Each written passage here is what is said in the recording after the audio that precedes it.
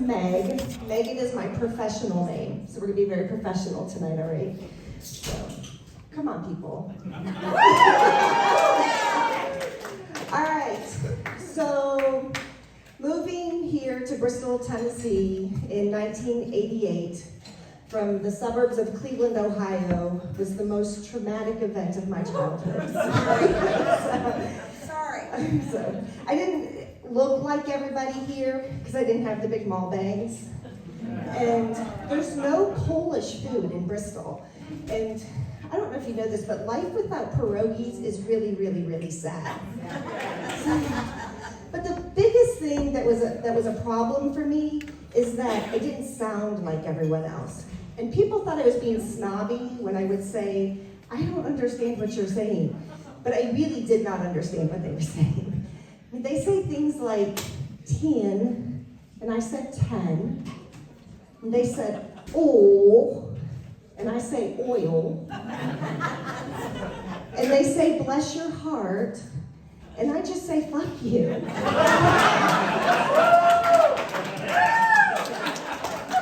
But I've been here for 35 years, and I think I've acclimated pretty well. I'm turning into quite the Southern belle. I now add all the 10 syllables needed, and I just say, fuck you.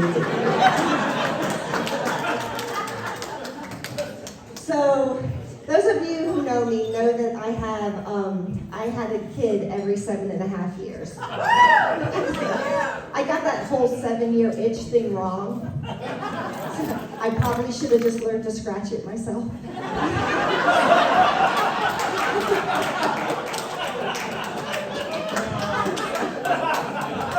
But I feel like, parenting has really changed, especially from when I started in the late 90s, early 2000s to now. And it's really a lot harder to be a parent now.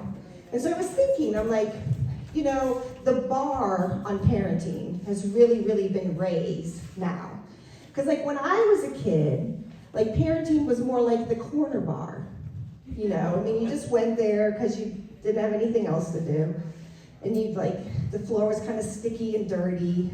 Nothing was special. Nobody got anything special. You just went about it and got what you needed and got out. Well, now, parenting is more like an organic microbrewery. Yes. So, everything's got to be special. And everything's got to have these clever names. All the kids have to have these clever names. So, people name their kids after where they were conceived. So, London or Mercedes. My poor kid would have been Tempur-Pedic. But even now, the homework has changed. So my daughter goes to Catholic school, so we get some really weird homework. And she came home, and for homework she had to download this prayer app. It's called Hallow. It's that's this prayer app. And I was looking through the app, and you can get celebrity prayer partners, if the paid version. And I was looking through, and you can get Mark Wahlberg as a prayer partner. Now, I would not mind spending a few hours on my knees every day with Mark. I am not sure how much praying would be going on. Although hopefully one of us would be saying, oh God.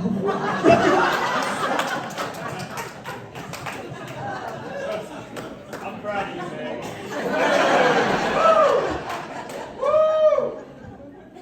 Oh, this is tough, because there's a lot of people here who have known me a long time.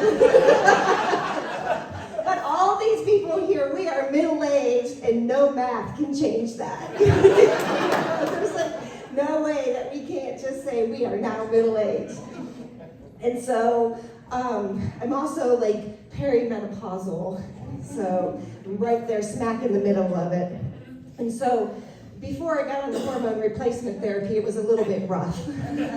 I was one hot flash away from being an episode on Snapped.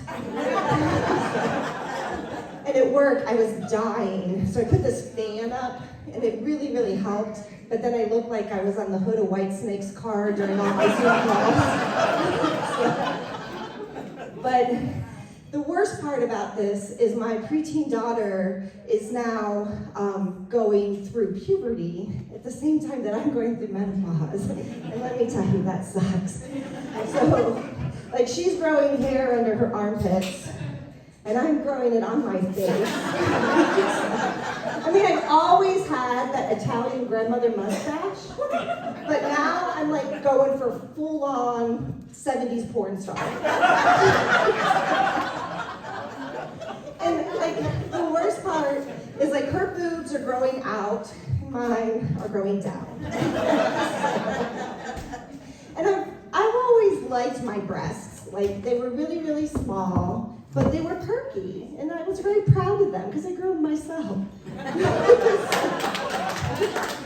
But you know, gravity's taking its toll, and so now, you know, I used to think they were like little cupcakes, you know, like little perky cupcakes. But gravity's taking its toll, and so I told my husband, I said, I'm sorry, you're not getting cupcakes anymore, you're just getting flapjacks. And he said, that's okay. As I age, I prefer maple syrup to frosting anyway. So the other day I got this sample in the mail, and it was Better Than Sex mascara. I'm like, I am not the demographic that this is supposed to entice. I am a middle-aged woman, and sex is like, meh. I mean, I'm like, you want me to try this, what?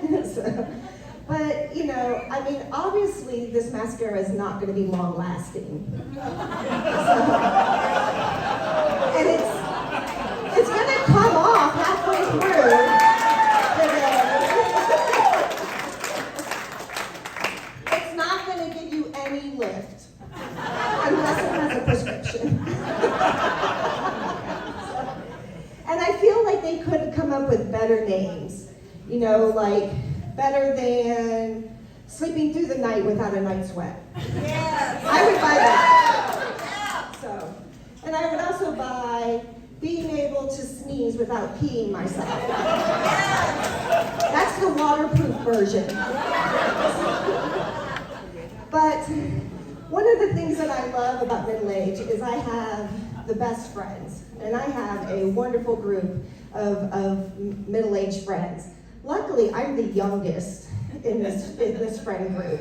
And I'm not saying that I intentionally went after these ladies, these old hags, so that I would look the youngest and the freshest, but it's really nice. But I love everything about these women. I mean, they're just like the greatest women, but I am the only one who does not live and die by yoga. They love yoga, and I just don't. And so we went on a girls' weekend last weekend. I thought we were gonna party. You know, no. This turned into a get Meg to like yoga intervention. They're like, Meg, it's good for your arthritis. All right. Meg, it's good for your balance. All right. It's good to show off my camel toe. They didn't like that one. But they're like, just wait till the end, until you get to the Shavasana. And I don't know if you know what Shavasana is, but Shavasana is corpse pose, lying like a dead person. I'm sorry, but that reminds me way too much of sex with my ex-husband.